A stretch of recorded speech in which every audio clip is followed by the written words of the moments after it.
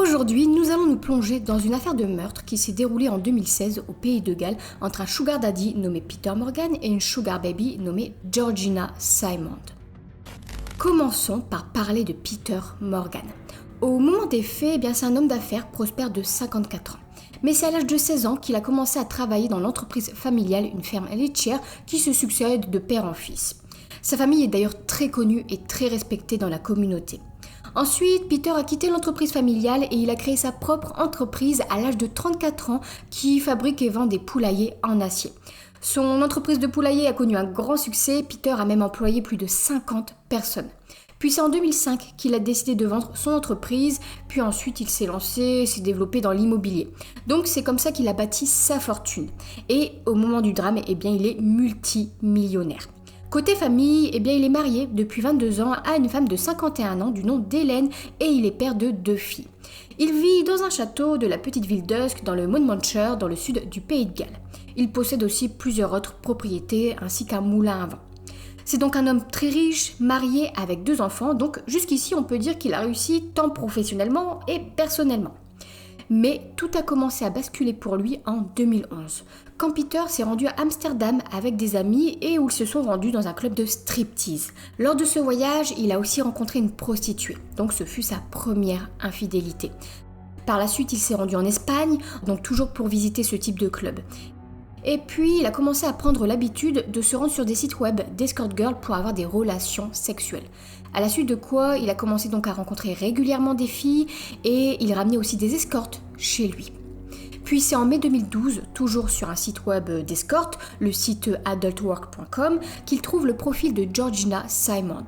Mais sur ce site, elle utilisait le pseudonyme Anna James. Pour parler de Georgina, c'est une jeune femme de 25 ans. Elle a un petit ami avec qui elle a une fille de 5 ans. Et avant de devenir escorte, elle a commencé par travailler dans un centre d'appel. Ensuite, elle a quitté son travail et elle a commencé à suivre une formation d'esthéticienne.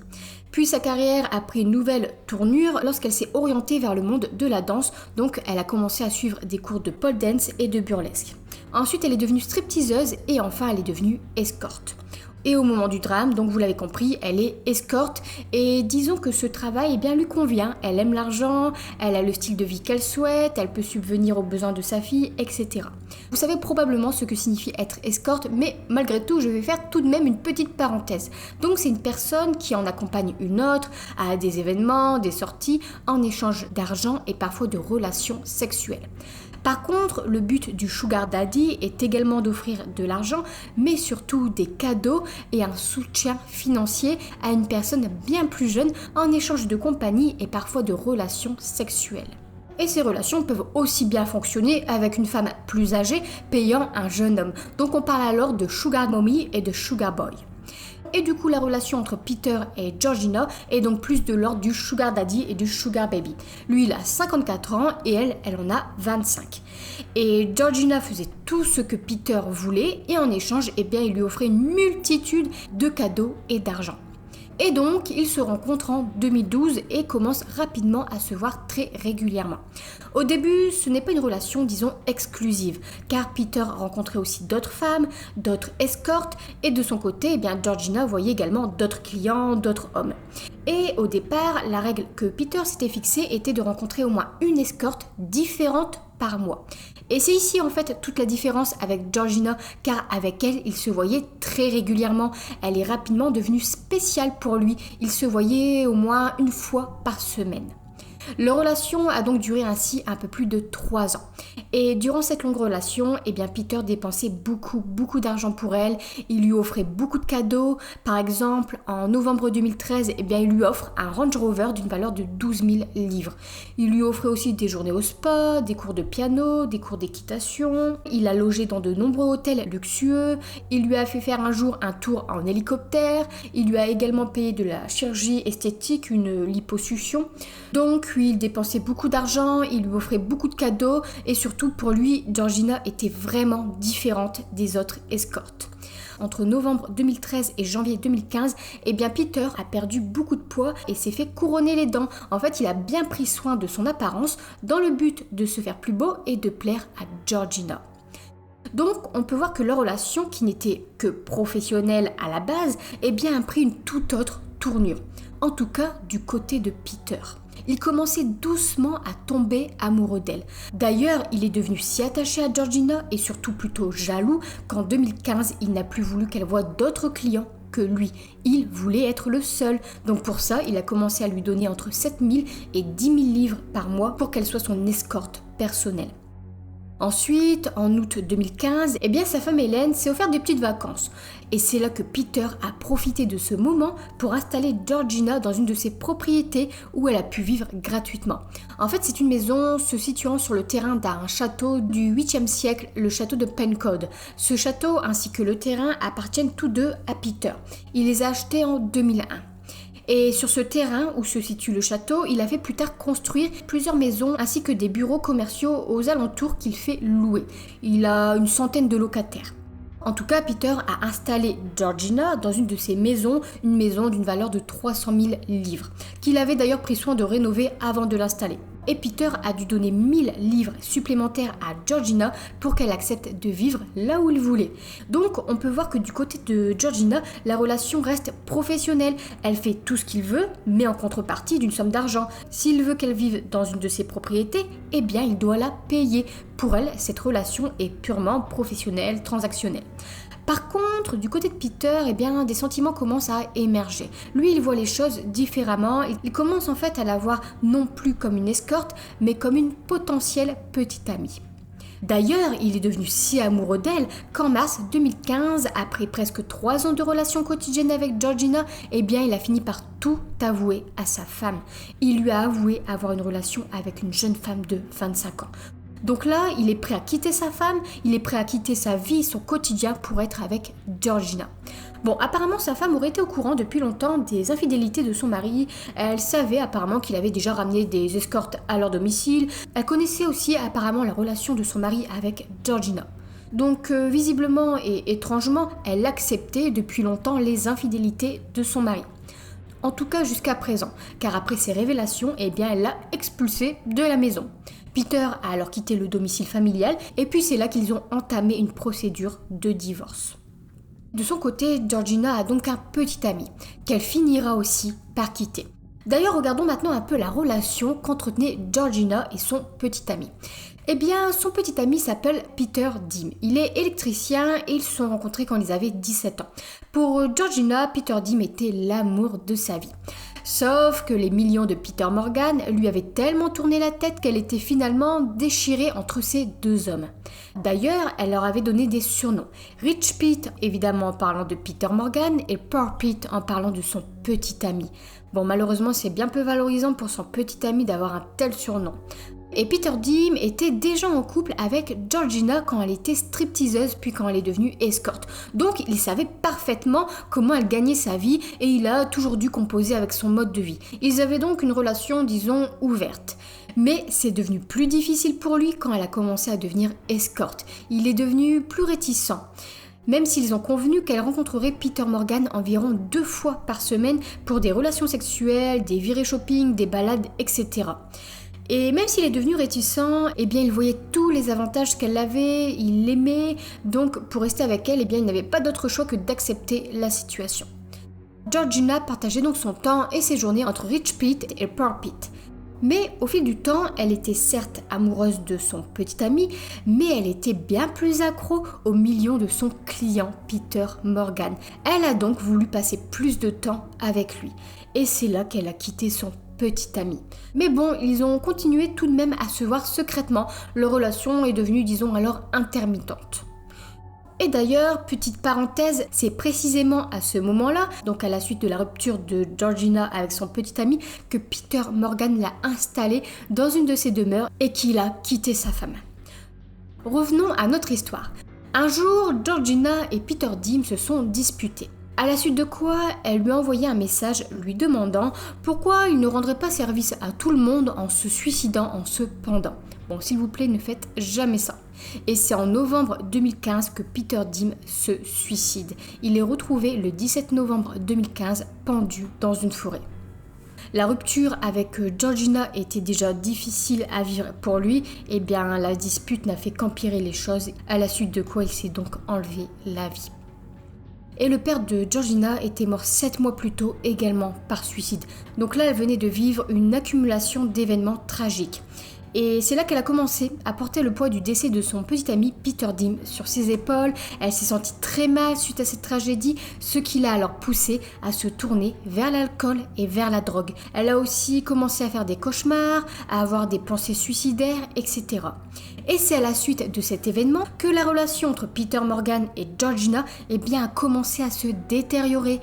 Georgina s'est mise à blâmer Peter Morgan pour la mort de son petit ami. Elle a dit que c'était de sa faute, elle l'accusait, elle lui en voulait, entre autres par exemple d'avoir interdit à Peter Dim de venir la voir dans sa nouvelle maison, etc. Donc leur relation s'est empirée et s'est dégradée. Et Peter Morgan commençait vraiment à la révulser, la dégoûter de plus en plus. Mais à contrario, Peter lui était devenu plus contrôlant et plus obsessionnel. Le 9 novembre 2015, quelques jours avant le suicide de Peter Dim, Peter Morgan avait décidé d'installer un appareil d'écoute dans le salon de Georgina. Cet appareil était déguisé en adaptateur électrique, donc elle n'a rien remarqué d'inhabituel. Et cet appareil d'écoute était équipé d'une carte SIM, donc ce qui veut dire que cette carte enregistrait toutes ses conversations.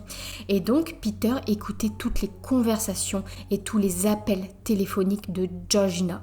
Il écoutait tout et plusieurs fois par jour et il a déclaré plus tard avoir installé cet appareil par inquiétude à cause de la forte consommation de drogue et d'alcool de Georgina. Il voulait donc par cet appareil s'assurer que tout va bien pour elle. Mais bon, il est plus fort probable qu'il avait installé en réalité cet appareil d'écoute pour la surveiller et s'assurer qu'elle n'était pas en contact avec d'autres hommes. Et il a fait ça durant 3 mois, du 9 novembre 2015 au 12 janvier 2016, donc le jour du drame. Il aurait écouté plus de 500 fois selon les sources. Nous voilà 2 jours avant le drame, le 10 janvier 2016. Peter entend une conversation entre Georgina et un homme du nom de Thomas Ballinger. C'est cette conversation qui fait tout basculer. Thomas était en fait le meilleur ami de Peter Dim, donc l'ex-petit ami de Georgina. Et c'est à la suite des funérailles de Peter Dim qu'ils auraient entamé une liaison. En tout cas, dans cette conversation, Peter entend Georgina dire à Thomas à propos de lui, donc à propos de Peter, qu'elle veut lui prendre un maximum d'argent, puis le quitter et se rendre à Londres pour continuer à être escorte. Elle prévoit pour ça alors de le faire chanter en le menaçant de révéler des photos et des vidéos sexuelles à sa famille, à sa femme, à ses enfants. Donc notamment des photos d'un plan A3 qui s'était déroulé à son domicile familial. Il y a aussi une photo de Georgina portant la robe de chambre de sa femme Hélène. Donc, en échange de son silence, Peter doit lui transférer une certaine somme d'argent. Georgina dit aussi à Thomas qu'elle souhaite que la demeure où elle habite lui appartienne désormais totalement et qu'elle soit à son nom. Donc pour ça, elle veut soit faire signer un acte à Peter qui stipule que la demeure soit désormais à elle seule, ou soit elle suggère aussi que Peter se tue. Donc c'est bien ce qu'elle dit, ce sont ses paroles. Et c'est le lendemain, le 11 janvier 2016, suite à ce que Peter a entendu, qu'il planifie le meurtre de Georgina. Et plus tard, la police a découvert sur son téléphone une liste de courses qu'il avait créée donc le 11 janvier au matin à 3h19, une liste intitulée String. Cette liste sera bien la preuve qu'il a planifié le meurtre. Et donc cette liste comportait divers produits comme de la ficelle, des feuilles de polyéthylène, des gants, des ciseaux, du ruban adhésif. Il y avait aussi noté un démarreur, un chiffon, un adaptateur, etc. Nous voilà à présent le jour du meurtre, le 12 janvier 2016. Peter se rend chez Georgina, il est environ 10h du matin.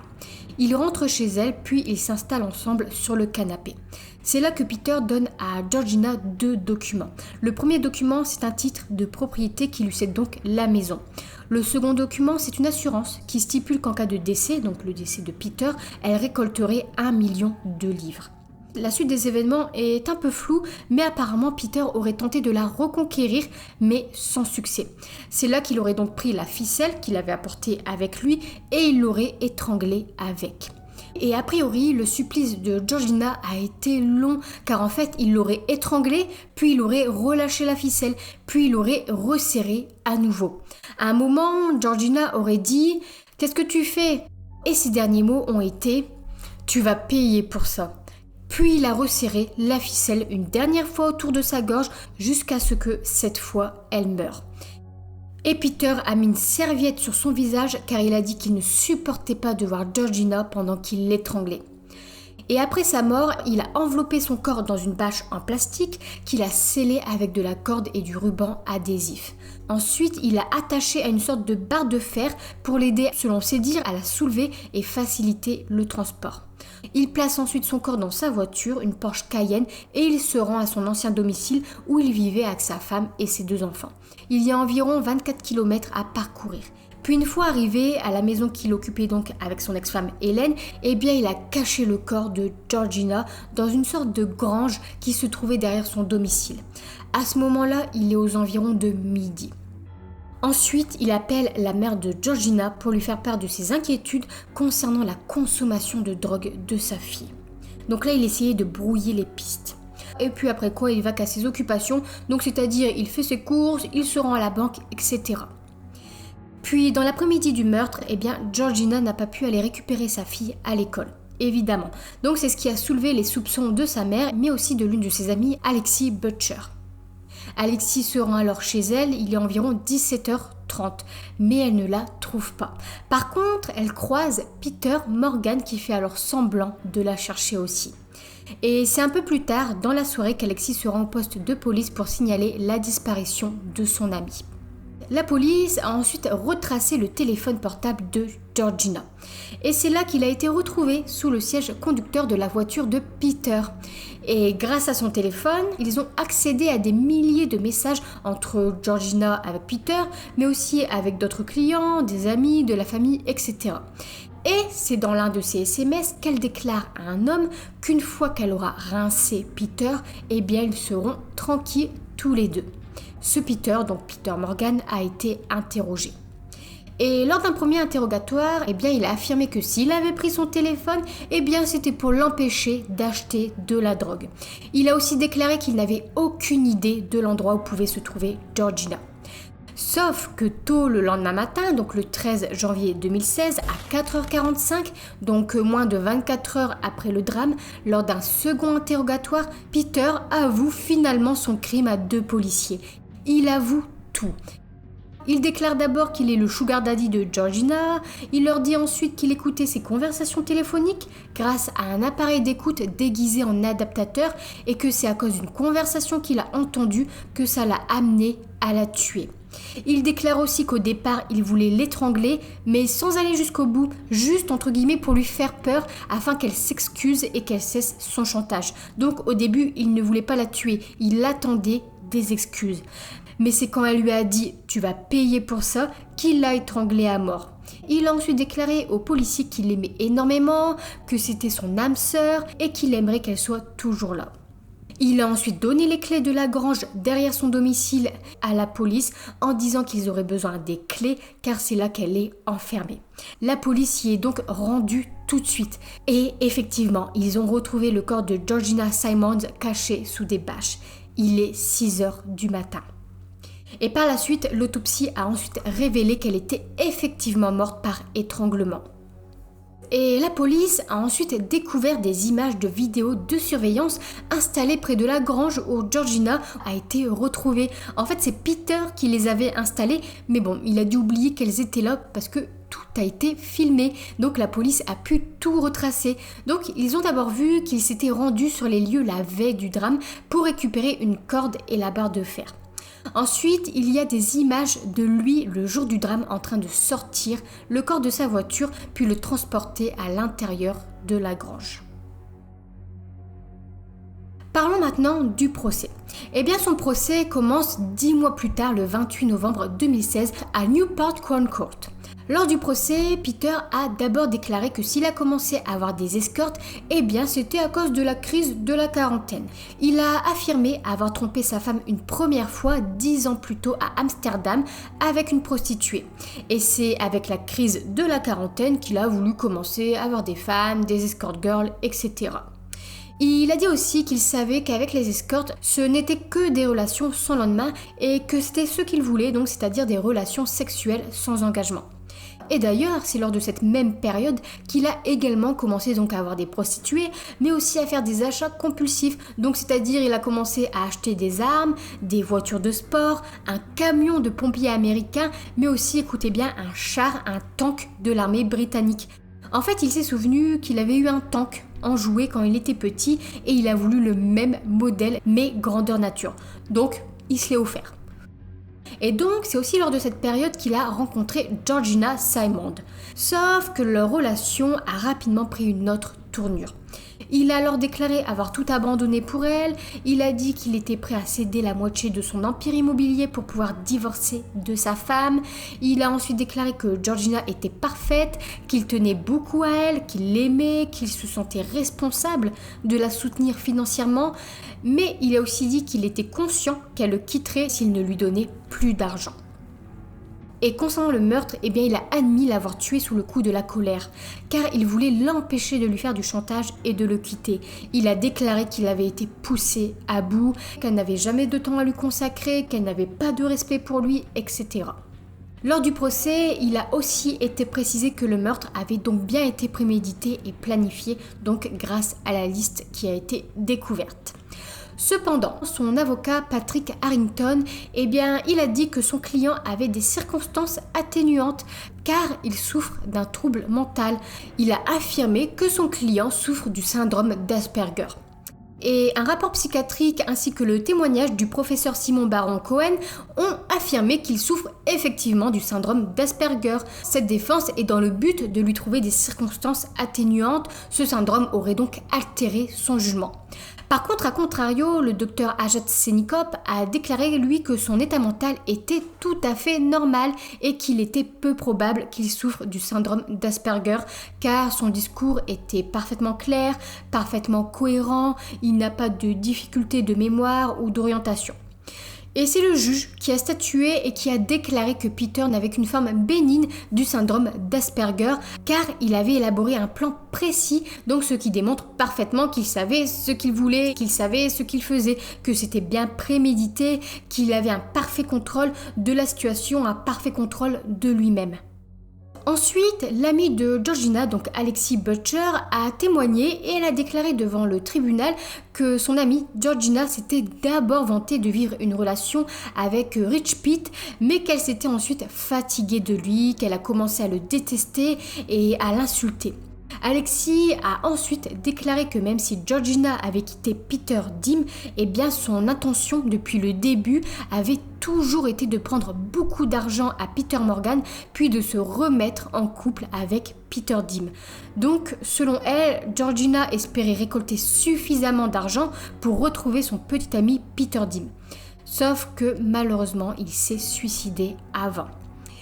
Alexis a ensuite dit que Peter Morgan était bien amoureux de Georgina, qu'il voulait un avenir avec elle, mais qu'elle restait avec lui uniquement pour l'argent. Et Alexis a aussi déclaré que son ami avait été ignoble avec Peter Morgan après la mort de son petit ami. Alexis avait de la peine en fait finalement pour Peter Morgan. Elle a dit que Georgina l'avait blâmé et l'avait rabaissé, qu'elle l'a insulté, traité de tous les noms et qu'en fait elle ne s'est jamais souciée de lui. Enfin, Alexis a aussi précisé que les seules priorités de Georgina étaient donc l'argent, mais aussi le fait de récupérer la maison dans laquelle Peter Morgan l'avait installée. Puis la mère de Georgina, donc Deborah, a aussi témoigné. Elle a dit qu'elle savait que sa fille entretenait une relation avec Peter Morgan, mais qu'elle n'était pas inquiète de leur relation car pour elle, c'était un homme charmant, qu'il était très gentil avec sa fille. Deborah a dit qu'il lui offrait une meilleure atmosphère que son ancien petit ami Peter Dim. Elle a aussi déclaré que quand Peter Dim s'était suicidé, sa fille n'a plus voulu avoir affaire à Peter Morgan. Elle ne voulait plus de lui.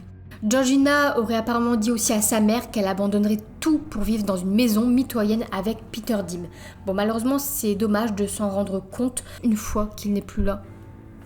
Et enfin, Deborah a déclaré qu'elle savait que sa fille voulait faire chanter Peter Morgan, qu'elle savait que sa fille voulait le mettre en colère, qu'elle voulait qu'il souffre. À la fin du procès, Peter Morgan a été reconnu coupable de meurtre. C'est après 4 jours de délibération qu'il a été condamné à la réclusion à perpétuité avec une peine minimale de sûreté de 25 ans. Peter a ensuite fait appel de sa condamnation, demandant une peine plus clémente, car selon son avocat, le fait qu'il ait été provoqué et soumis à un chantage, plus le fait qu'il était atteint du syndrome d'Asperger, ça aurait dû entraîner une peine plus légère. Mais son appel a été rejeté en 2018. Car le juge a estimé que la peine n'était pas excessive, car le meurtre déjà avait été planifié, mais aussi qu'au vu de la nature de leur relation, il ne devait pas s'attendre à autre chose. En fait, c'est-à-dire que leur relation aurait dû tout simplement rester sur le plan professionnel depuis le début. Il n'aurait pas dû vouloir nouer des relations plus personnelles avec Georgina. Quand il s'est aperçu qu'il éprouvait des sentiments amoureux pour elle, il aurait dû mettre fin à leur relation ou lui retirer son soutien financier. À la place, il l'a tué. Donc aujourd'hui, Peter Morgan purge toujours sa peine. Concernant l'endroit où le corps de Georgina a été retrouvé, en 2020, le château a été mis en vente pour près d'1 million de livres sterling. C'en est terminé pour cette affaire, j'ai vraiment beaucoup de choses à dire. Bon, déjà, cette histoire a tourné au drame car l'argent, une fois de plus, a pris le contrôle. Sans argent, Peter savait que Georgina n'allait plus s'intéresser à lui. En fait, ce qu'il aurait dû faire, c'est comme les autres escortes, donc c'est-à-dire l'avoir une seule fois par mois et au revoir. Au lieu de ça, non, il est amoureux, il lui a offert une maison d'ailleurs qui a complètement fait tourner la tête à Georgina. Après, le plus simple, bien sûr, c'est qu'il n'aurait jamais dû aller à Amsterdam. C'est ce qui a entraîné en fait sa descente vers les clubs de striptease, les escortes, les prostituées, etc. Bon, chacun fait comme il veut, on est d'accord, mais il avait une femme et 2 filles qui l'attendaient à la maison. Bon, après je vous l'accorde, ça c'est encore une autre histoire, c'est un autre débat, je ne vais absolument pas m'embarquer plus que ça là-dedans. Mais bon, on est d'accord, c'est bien là que tout a commencé pour lui. Après, je pense aussi qu'il est fort possible qu'il l'aurait réellement épargnée si elle s'était excusée, car c'est ça qu'il attendait, qu'elle s'excuse et qu'elle cesse le chantage. Au lieu de ça, elle lui a dit qu'elle allait le payer. Et j'ai lu aussi après que Peter aurait tenté de l'empoisonner une première fois un jour avec de l'antigel. En fait, il était préoccupé par sa consommation de cocaïne et du coup, il voulait l'empoisonner afin qu'elle se rende à l'hôpital et qu'un médecin la consulte. Bon, bref. Quant à Georgina, j'ai énormément de choses à dire aussi. Il est dommage qu'elle l'ait fait chanter, évidemment. Après tout, Peter, lui, a respecté l'accord. Il a respecté le contrat de travail, disons. C'est-à-dire qu'il lui donnait de l'argent, des cadeaux, un soutien financier, etc. en échange de sa compagnie, de sa présence, en échange de sorties, de relations sexuelles, etc. C'était le deal, c'est le but de leur relation. Mais au lieu de ça, elle a tenté de l'entourlouper en retournant la situation, en voulant le faire chanter, en voulant et en demandant toujours plus. Donc malheureusement, elle en a payé le prix. Et Georgina apparemment n'était pas à son premier complot de chantage. Et non, elle aurait déjà fait chanter un client et lui aurait volé toutes ses économies. Et ouais, elle aurait d'ailleurs dit que le fils de son client allait avoir un choc quand son père allait mourir car elle l'a complètement dépouillé. Il ne lui reste plus rien. Je suis aussi assez attristée pour son petit ami Peter Dim, évidemment. Il avait un travail, c'était le père de sa fille, il était amoureux d'elle, il a accepté beaucoup, donc ils auraient pu construire quelque chose ensemble. Mais ce n'était pas suffisant pour Georgina. Elle voulait plus, elle voulait un certain style de vie. Et le message aussi qu'elle lui a envoyé m'a fait aussi beaucoup de peine. Donc oui, il est important de peser ces mots, car vous pouvez voir que ça fait beaucoup de ravages. Il y a aussi d'autres faits que je n'ai pas cités dans cette affaire car ça allait faire en fait une longue histoire et je voulais vraiment me concentrer sur la relation de Peter et Georgina. Mais par exemple, ce que je n'ai pas dit, j'ai lu qu'elle avait reçu un jour une lettre des services sociaux pour sa fille. Aussi, apparemment, elle aurait fait la fête le soir des funérailles de son petit ami. Bon bref, il y a plein de choses à dire et je pense aussi qu'on pourrait faire une très bonne morale sur cette affaire car elle réunit sexe, drogue, argent. Bon bref, j'ai plein de choses à dire, je pourrais en parler longtemps, cette affaire m'a vraiment intéressée comme vous pouvez le voir, mais je vais m'arrêter ici. Par contre moi j'ai vraiment hâte de lire vos avis, ce que vous pensez de cette affaire, ce que vous pensez de Peter, de Georgina, de leur relation, mais aussi ce que vous pensez des Sugar Daddy et Sugar Baby. Bon voilà, merci d'avoir suivi cette affaire et je vous dis à la fois prochaine pour une nouvelle vidéo.